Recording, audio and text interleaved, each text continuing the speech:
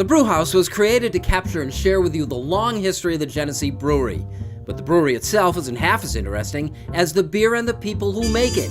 Visit GeneseeBrewhouse.com.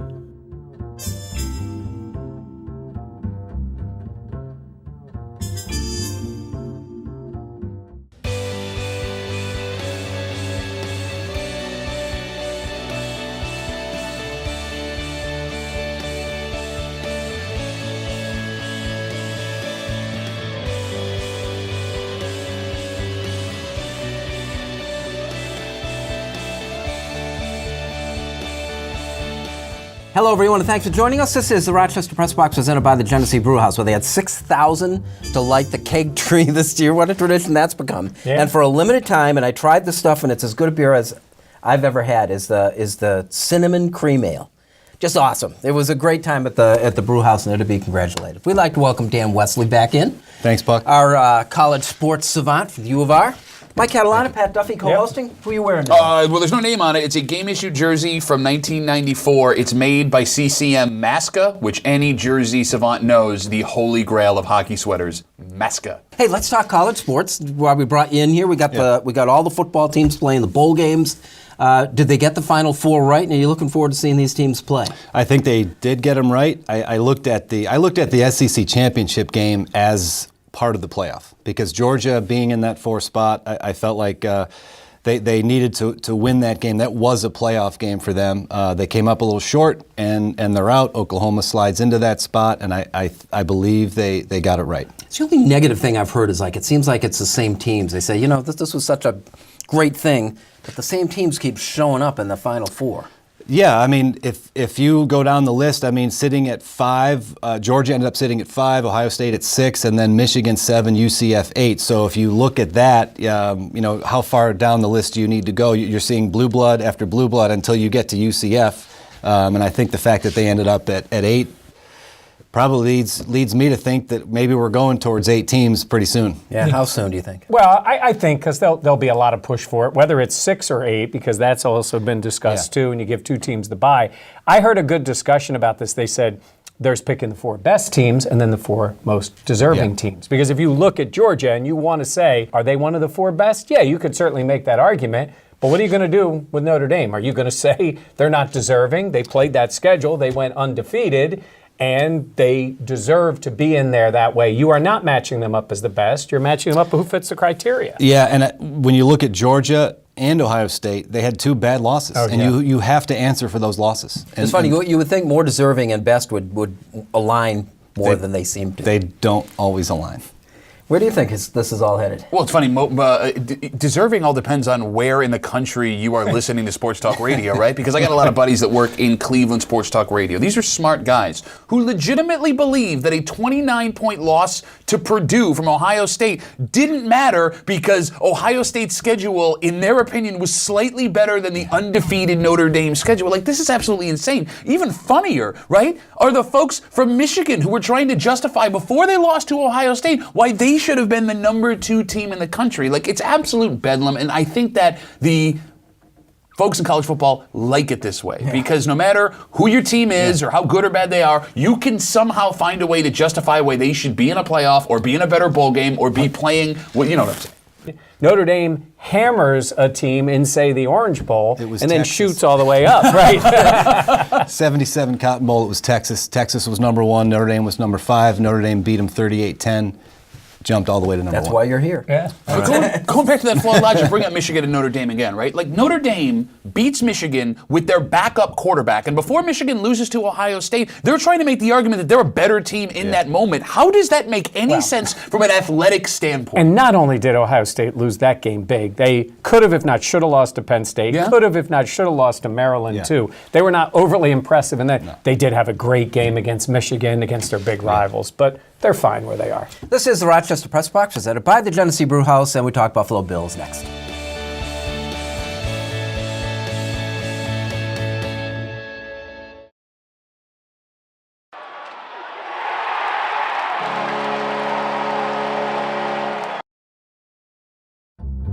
The Press Box is brought to you in part by Bay & Goodman Pizza, a local Rochester favorite. Corner of North Winton and Browncroft, Bay & Goodman Pizza.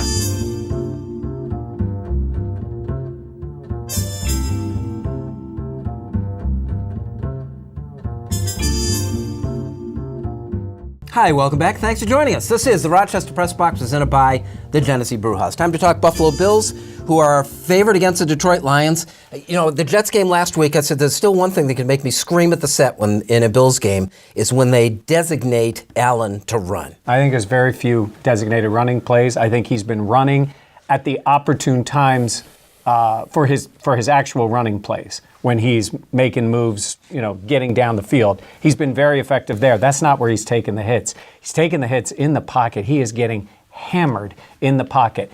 It will change. He will not run as much in the future. I think he will learn, and taking enough hits in general will make him learn, but they're not designating running plays for him very often. I think the one when he scored the touchdown, he took a quarterback sneak for a first down and got about 9 yards on the play. Yeah. He's done that. So what do you hear? Well, the offensive line. Yeah, the offensive line's got to be better. Part of it is trust on his part. Would you trust that offensive line? He's getting pressure right away. I think he has done a better job of it. I thought he leaked out a little bit quicker in some of these plays this past week.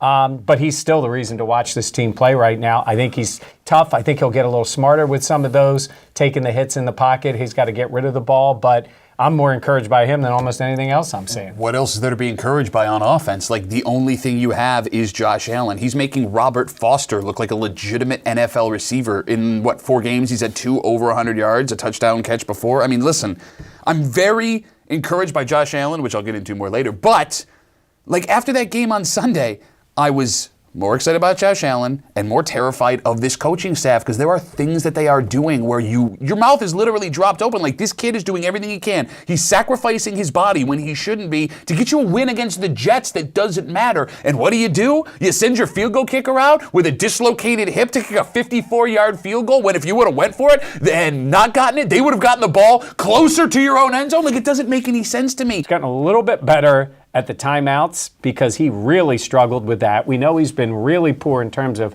the challenges, but to Pat's point, knowing those time and circumstance, kicking field goals, what you have out there on the field, I think is a pretty big deal, and I think it's been highlighted, and I don't think that necessarily goes away just because you get more talent on the field. Look, in some ways, Danny, it's been a perfect world, hasn't it? I mean, they're outplaying the teams that they're playing. Allen is progressing somewhat, and they're not winning. Well, they're which are all good things. Like Pat said, you start to look at the coaching staff and just look at. I mean, these last 2 weeks are a great example. Games that they should have won. They should have won. It's good to look at the positives. That yes, this is building towards something positive. When the draft comes around, the fact that maybe they lost these 2 games is a good thing because the pick will be a little bit better. But you start to question what's going on those sidelines because these are games that yes, they're growing pains, but you should win these games. Okay, 2.5 is the line. Buffalo giving points to Detroit this week. Who do you like? I like Buffalo. I think the defense will do enough. I mean, Matthew Stafford is not. His numbers are down from where they were last year. Obviously, Golden Tate not being an option for them anymore since he's in Philly. I just think Buffalo's defense will do enough to win this game, and the offense will just continue. Got another game? I like Seattle. Looking at the Seattle-San Francisco game, I think Seattle coming off a short week. I like them to win a close game. So I like San Francisco with the points, but Seattle to win a close game. Put some work into this. Yeah. I'm taking the Bills to win the game. It's going to be a close one, too, just because, they've got a lot more injuries. Milano being out there, he's played so well. What a shame it is for seeing him go out. I wanted to see Taron Johnson play more, but we knew he had been hurt. I think they'll figure out a way to beat a Detroit team that's going nowhere either. And then my other game, I'm going to take the Rams. They're going to hammer the Eagles this week. Rams looked atrocious in the cold in Chicago. The Eagles are playing. It looks like maybe they may even shut Wentz down with his back injury. Well, they haven't done that officially yet, but they may do that later in the week.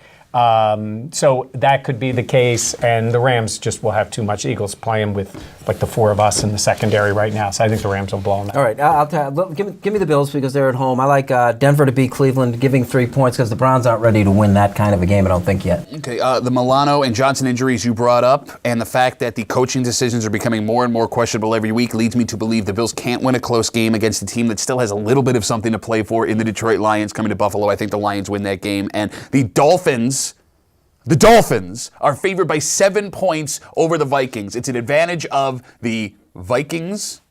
Actually, the Dolphins are getting 7. Oh, they're getting 7. Oh, in that That's case. what +7 means. I was going to say, I'm sorry, I looked at it the wrong way. Oh, look who's all funny all of a sudden. Bill, comedian, Pucko. I'm still taking the Vikings. Let's go with that. The Dolphins are no good. The Bills should have smoked the Dolphins a couple weeks ago. Vikings are going to cover. Alrighty. This is the Rochester Press Box presented by the Genesee Brew House. And Like It or Not is next.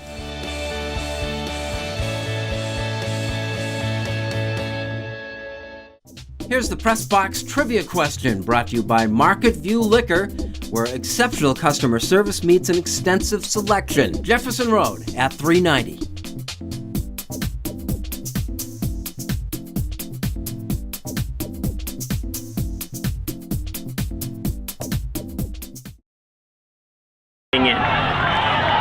Today is all about belief. Right? It's not enough for me to believe it. It's not enough for Coach Hill or Coach Barstrom to believe it. You have to be the ones that believe that you are capable of running the way that we all know you are capable of, and that those negative thoughts that are coming into your head, you can acknowledge and push away.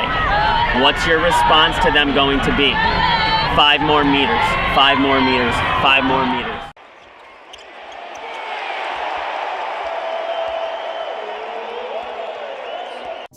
Here's the Press Box trivia answer brought to you by Market View Liquor, where exceptional customer service meets an extensive selection. Jefferson Road at 390.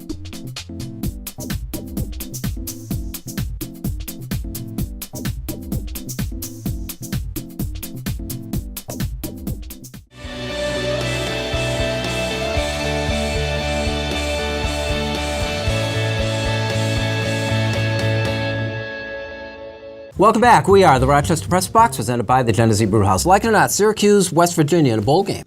I like it. I think it's a good matchup for Syracuse. I understand Will Greer, the West Virginia quarterback, is not going to play in the game. He's projected to be a first or second round NFL draft pick. So, I mean, it's the Camping World Bowl. It's what we used to know as the Champ Sports Bowl, but it's a good bowl game. It's down in Orlando. I believe it's almost around New Year's Day, and I think Syracuse will win the game. The fact that Will Greer's not going to play is going to help Syracuse, but let's not. I mean, Syracuse had a great year, 9-3. Dino Babers 6-0 at home. They really restored the home field advantage in the Carrier Dome. I actually spoke with Dave Walker about this a few weeks ago, and I mean, he's as fired up as anybody because I mean he lived it. And Dino Babers, hopefully he sticks around. He's done a great job. I think this is a great way for Syracuse to end the year, and I think they're going to get the win. All right, turning to basketball. Like it or not, UB is playing at the Carrier Dome this week. Yeah, that's going to be a fun game to see. And UB is legit. And Nate Oates knows what he's doing with that team. He's already proven it. And this is a huge game for them. I think Syracuse got to be scared to death for that game. Because there is no, even though UB is ranked ahead of them, it's still them coming into the Dome and playing them. I'm excited to see what UB can do in that game. Syracuse is going to have to play really well to beat them. I think UB's going there to win. Wouldn't that be a good thing? I think for UB it would be, not for Syracuse, because we're in very interesting times right now when it comes to Western New York, Central New York college basketball. You have St. Bonaventure coming off a win in the tournament. You have UB with another really solid season. And Syracuse, I mean, you got Boeheim coming to the end here. Syracuse has been a little dicey the last couple of years. Yeah. I mean, UB just knocked off Arizona in the NCAA tournament. Yeah. Bonaventure just beat Syracuse in the Dome. Am I correct? Yes. Hey, like it or not, quickly, we've got a robot pouring beers at the Denver Broncos game. Hey, give me a beer. I don't care who pours it. I'll drink it. Let's do this thing. But this is going to crank them out faster, right? It's got to be a good thing, right? No, well, I mean, I don't know. I don't think I could drink any faster than I already am, so maybe it's not a good thing. This is the Rochester Press Box, presented by the Genesee Brew House. Unfinished Business is next.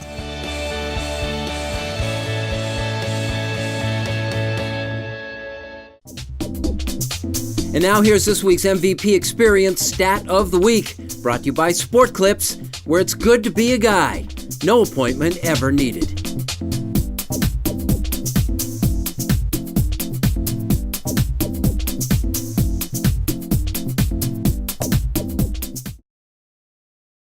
And now to Eichel. He floated one. Score!